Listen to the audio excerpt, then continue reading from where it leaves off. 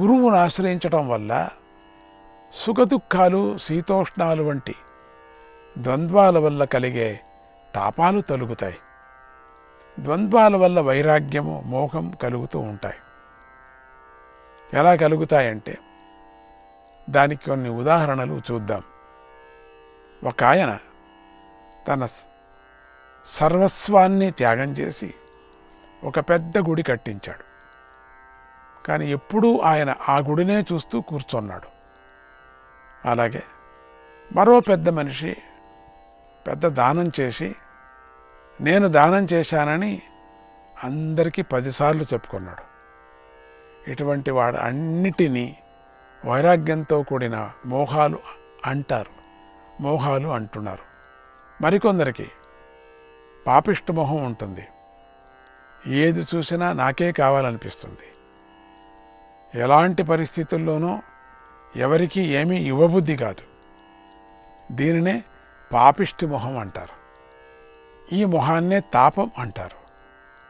అది ద్వంద్వాల వల్ల కలుగుతుంది. దీనినే సంసార సాగరం అంటారు. సద్గురువును ఆశ్రయించటం వల్ల ఈ ద్వంద్వాలు పోతాయి, దుఃఖాలు తొలుగుతాయి, మోహాలు వదులుతాయి, సంసార సాగరాన్ని దాటుతారు. అవిద్య పూర్తిగా నశిస్తుంది. జన్మలకు కారణమైన కర్మలు తొలుగుతాయి. జ్ఞాన వైరాగ్యాలు సిద్ధిస్తాయి. అంచేత ప్రతి ఒక్కరూ మంచి శిష్యులు కావాలి. గురు రూపాన్ని ధ్యానించాలి. గురునామాన్ని కీర్తించాలి. అదే హరిధ్యానం, హరధ్యానం అవుతుంది. అదే హరికీర్తన, హరకీర్తన అవుతుంది. భగవంతుడి యొక్క జ్ఞానంతోనే మనిషి తరిస్తాడు.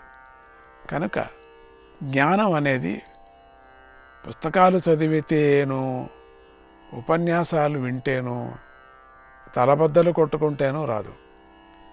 గురువు అనుగ్రహిస్తేనే అవుతుంది. గు అంటే చీకటి అని అర్థం. రు అంటే వెలుతురు అని అర్థం.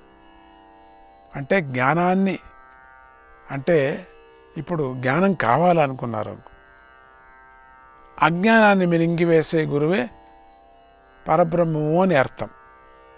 దీని యొక్క తత్వం గుకారశ్చాంధకారస్తు రుకారస్తన్నిరోధక అంధకార వినాశిత్వాత్ గురునృత్య విధీయతే. గు అంటే చీకటి అని అర్థం. రు అంటే దాన్ని పోగొట్టేది అని అర్థం. అంటే ఎవరైతే చీకటిని పోగొడతారో ఆయనే గురువు అని ఈ గురుగీత యొక్క శ్లోకార్థం తెలుపుతుంది. సద్గురువు ఎప్పుడూ శిష్యుడి పాపం గురించే చింతన చేస్తాడు. ఆయన అలా చేస్తే పాపము నశించి శిష్యుడు పుణ్యాత్ముడవుతాడు.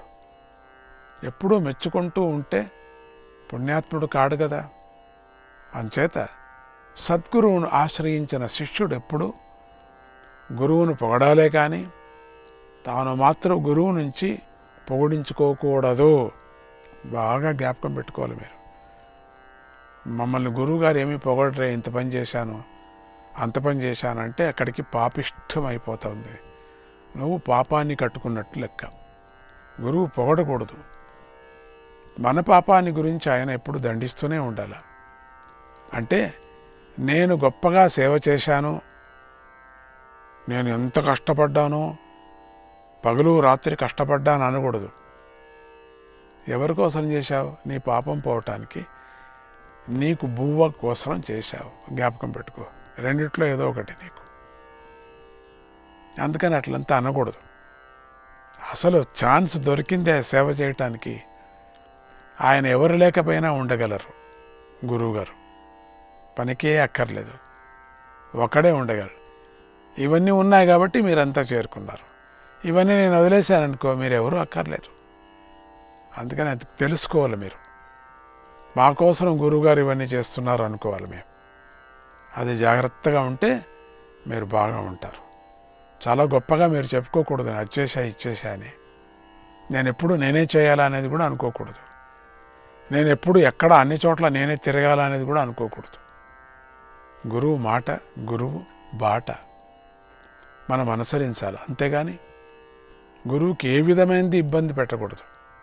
అది సేవ కాదు. అది అందుకని చాలా బాధ. అది సేవ కాదు, బాధ పెట్టకూడదు. ఎప్పుడు నేను గొప్పగా సేవ చేశానని మాటిమాటికి అనకూడదు. ఇతరులతో కూడా చెప్పుకోకూడదు కూడా. సిగ్గుచేటు. దానాలు చేశాను అని కూడా అనకూడదు. పూజలు చేశాను కూడా అనకూడదు.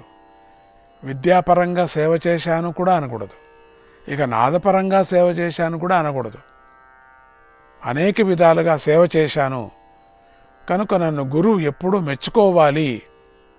చూసావా, ఇది మాత్రం ఉండకూడదు అని మాత్రం అనుకోకుండా అలా అనుకుంటే, అంటే నాకేం అక్కర్లేదు అనుకుంటే, అట్లా ఏమైనా అనుకుంటే, నన్ను ఎప్పుడు పొగడాలా, నన్ను ఎప్పుడు దగ్గర పెట్టుకోవాలా అనుకుంటే శిష్యుడి పుణ్యము క్షీణిస్తుంది.